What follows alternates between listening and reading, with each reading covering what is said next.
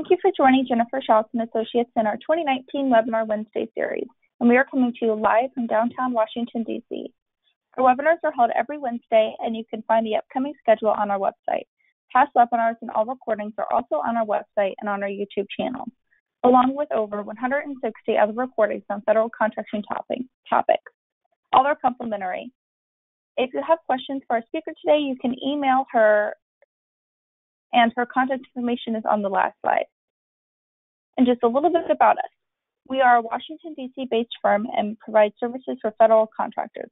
This ranges from market analysis reports to proposal writing and also post-award compliance. More information is on our website, so please visit us.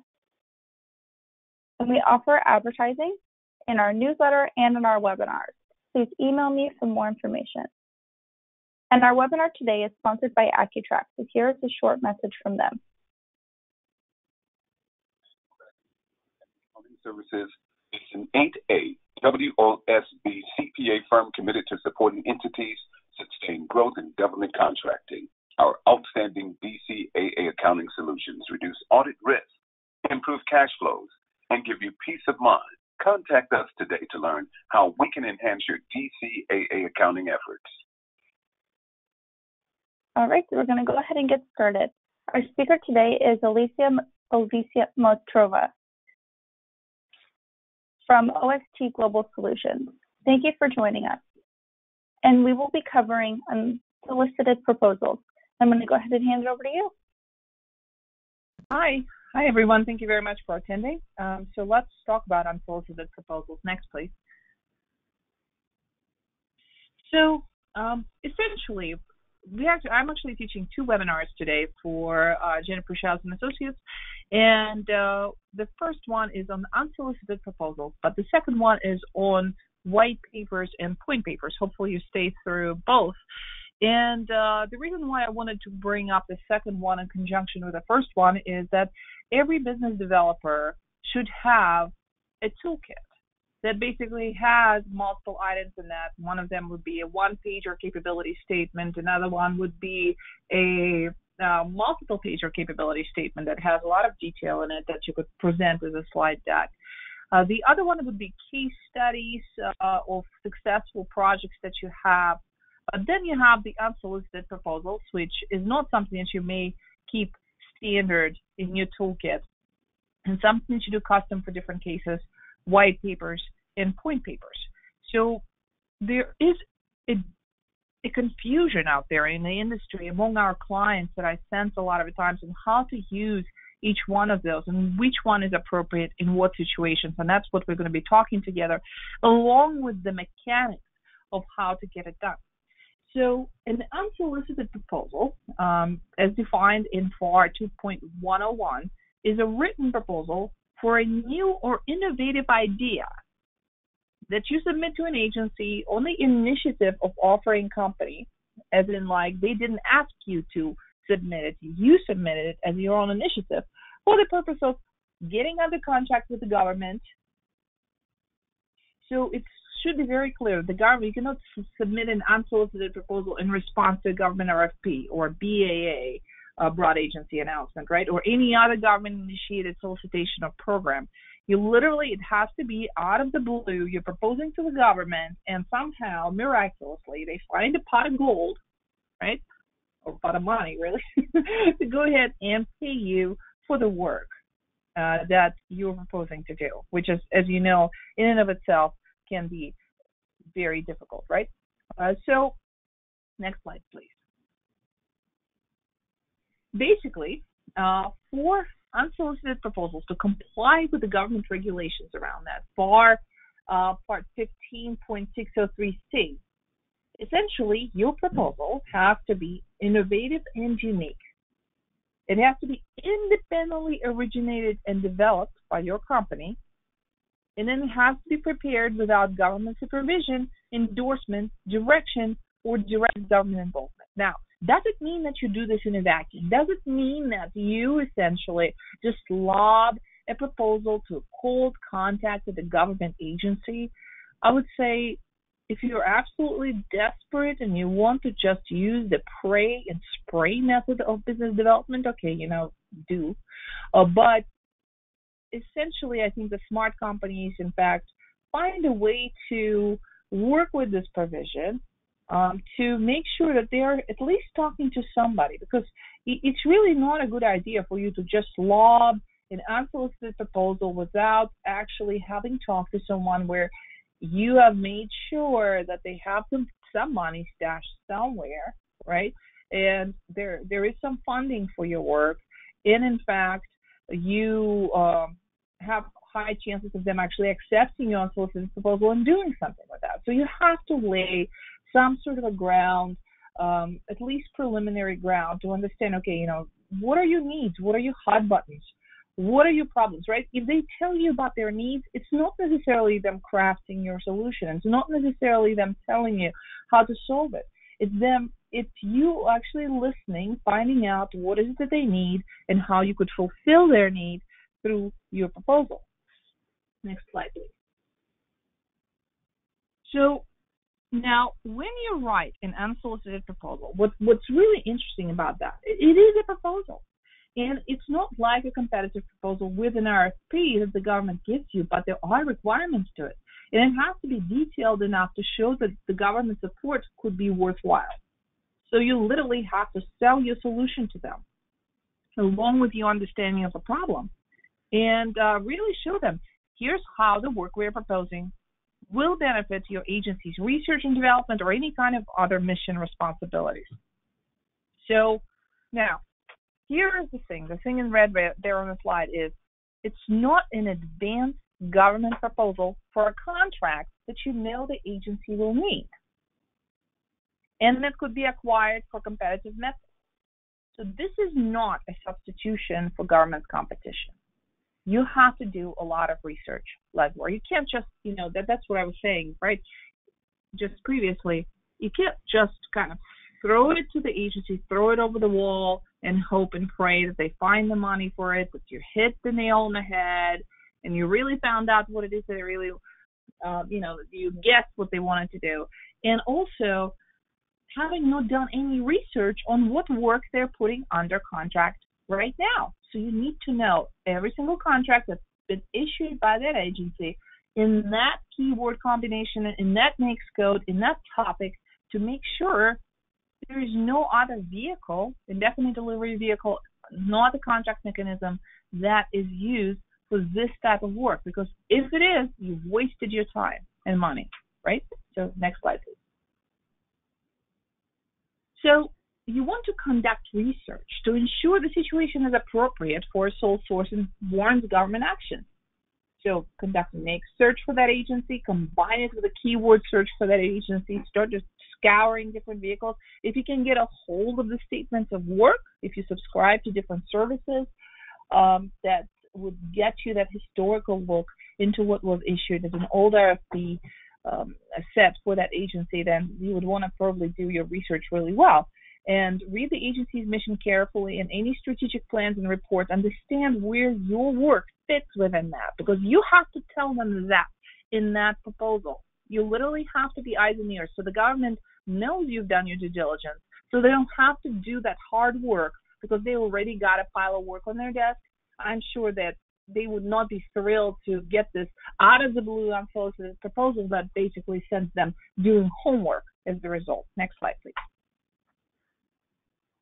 So what you want to do is you want to also not just send it nowhere where you haven't done your homework. You actually have to identify the part of the agency that may have the interest in your offer.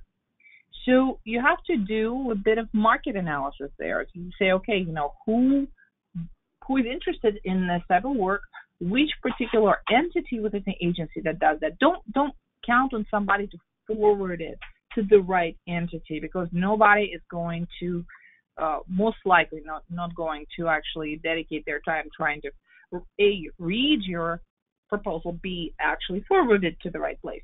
So what you want to do is you want to identify any published information about this part of the agency's offering, to read up on that very carefully, and look at the agency's budget. Actually look at the president's budget, see which entities within that agency may be getting pieces of the budget, which programs. So in the president's budget, there are pretty detailed descriptions about a lot of that. So make sure that you start looking at those documents, the agency documents. They're all public information, and studying them carefully when you're really thinking about putting that much effort into getting the proposal out to them. So next slide, please.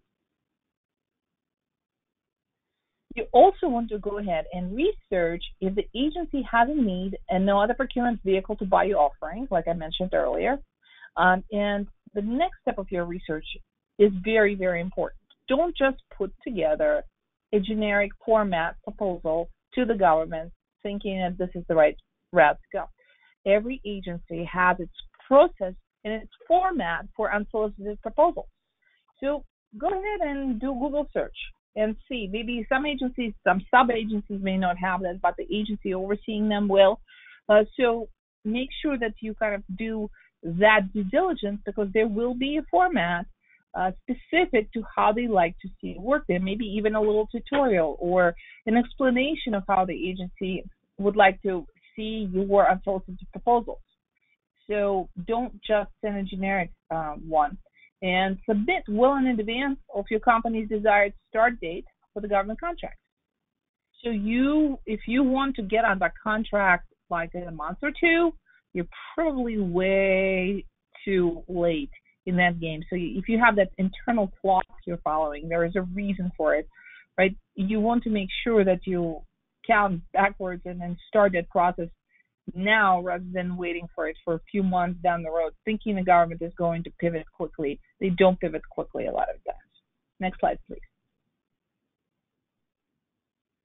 So now, what does a proposal look like when it's unsolicited, right? You don't have an RFP from the government. However, it doesn't mean that you do it willy-nilly. I'm going to talk through a standard outline. But the standard outline, again, remember, every agency has their own flavor of what it would look like. So I just want you to really kind of think through the standard outline as a guideline, not necessarily a rule that you're going to use. So you will have to provide your name, address, and type of organization, profit, nonprofit, small business, large business, whatever it is, right? Names and telephone numbers of personnel to be contacted for evaluation or negotiation purposes and their signature. You want to identify any proprietary data to be used only for evaluation purposes. Otherwise, your stuff is going to be thrown all over the place and your competitors may see it. And you may not want that stuff floating out there anyways. By the way, anytime you're putting out an unsolicited proposal to the government, it's not controlled as strictly as you would have like a formal evaluation. Lapses of security can occur more likely in that process, even though the government will guard it to some degree. So understand that. That's why I like to do a targeted release to a specific set of people, so I know where it went instead of just lobbing it to a random person at the agency, like I've seen some clients do again. So names of other federal, state, local agencies or parties receiving the unsolicited proposal or funding the proposed effort, the specific whom you address it to. Date of submission, your signature of another person authorized to represent and contractually obligate your company. And then you want to go with the short title or abstract, approximately 200 words of the proposed service or product. So state what is the problem you're solving for the government, and then go ahead and introduce your products very quickly. Now, 200 words is not a lot. Think of a page of text is about 500 words, so 200 words is less than half a page of text. So have a complete discussion stating the objectives of the service or product, the method of approach, and extent of the effort to be employed, the anticipated results, and how the work will help to accomplish the agency's mission. You have to sell. It cannot be a boring, dry technical paper that your engineer wrote. So make sure that a real proposal person actually looks at it and spits it up. Add some pizzazz into it, add some real focus on tying it back to what the agency truly needs.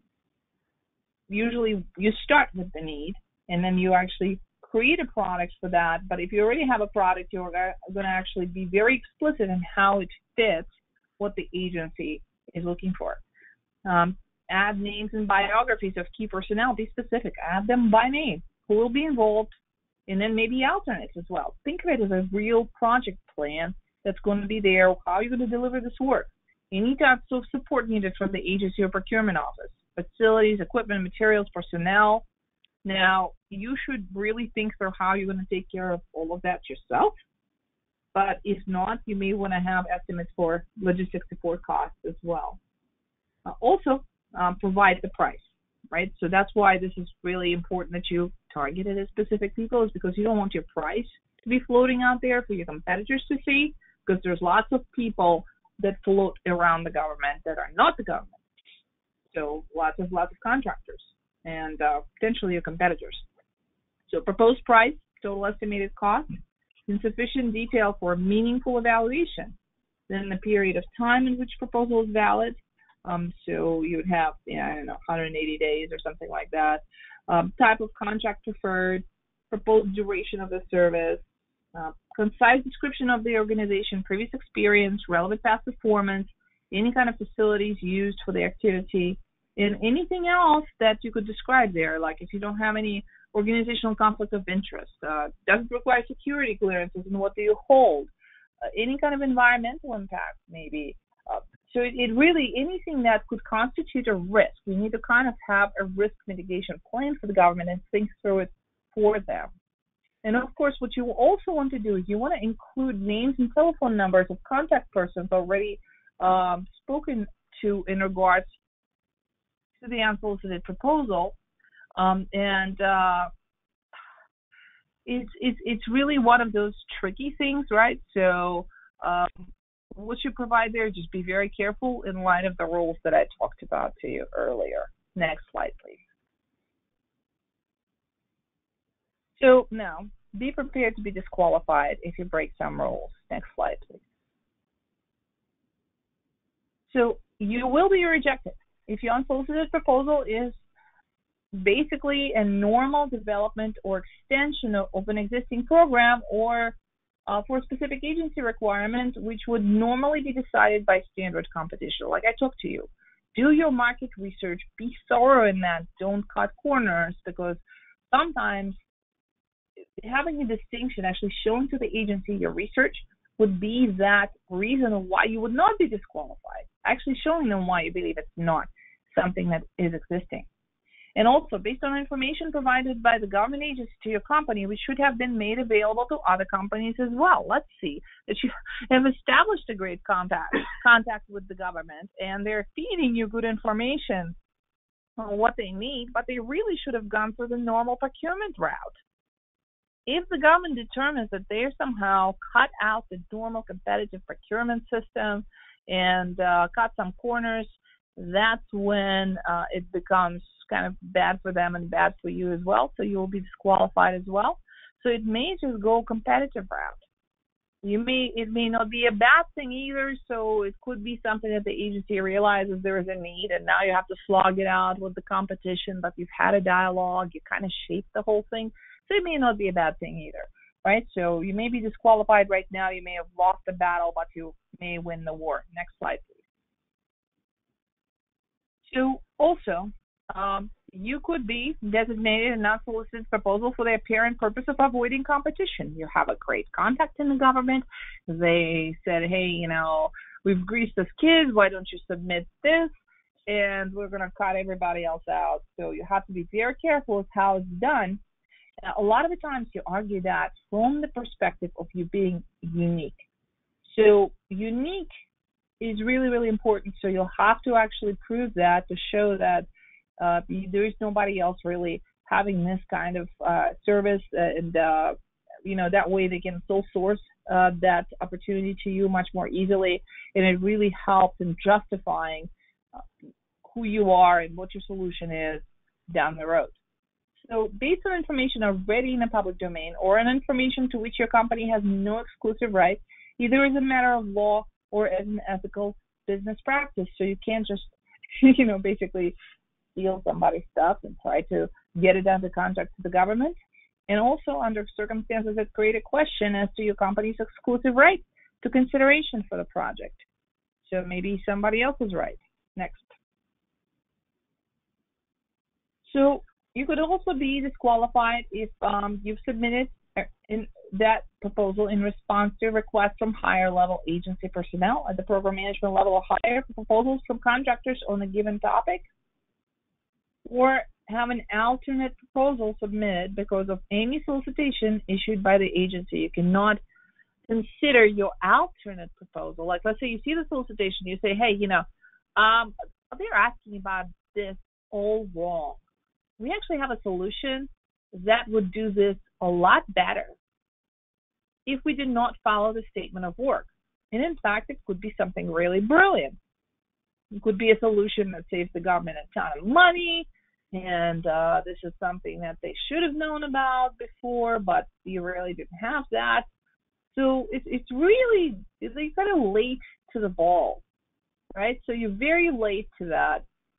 And so what you want to do is you want to really catch that process a lot earlier if you have that unique solution. You don't want to wait till the solicitation is there, and if it's already out, don't think that your alternate proposal saying, hey, we can make this work a lot better is going to count, even though it may be a beautiful thing and, you got a solution and you just found out about it. So you understand that situation. Unfortunately, you would be disqualified in that case as well. Next slide, please. So what happens after you submit an unsolicited proposal?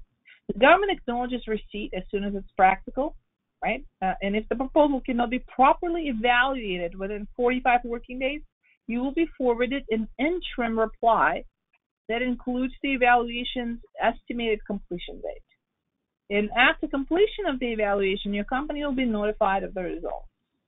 So it shouldn't be indefinite, but you've thrown the proposal over the transom to whoever submitted it, and then it just goes into a void and you never hear about it. So there is that sort of, hey, have you received it? They owe you a response saying, hey, we have, and then they have 45 working days to let you know if they need a more serious evaluation process. And unsolicited proposals will be evaluated by appropriate personnel who work in the same area as the unsolicited proposal in question. So the government has that burden of running that jury duty advertising to go ahead and find the people who can evaluate the proposal properly. Next. So evaluators may ask clarifying questions. So evaluation criteria are actually listed in the FAR clauses here on the slide.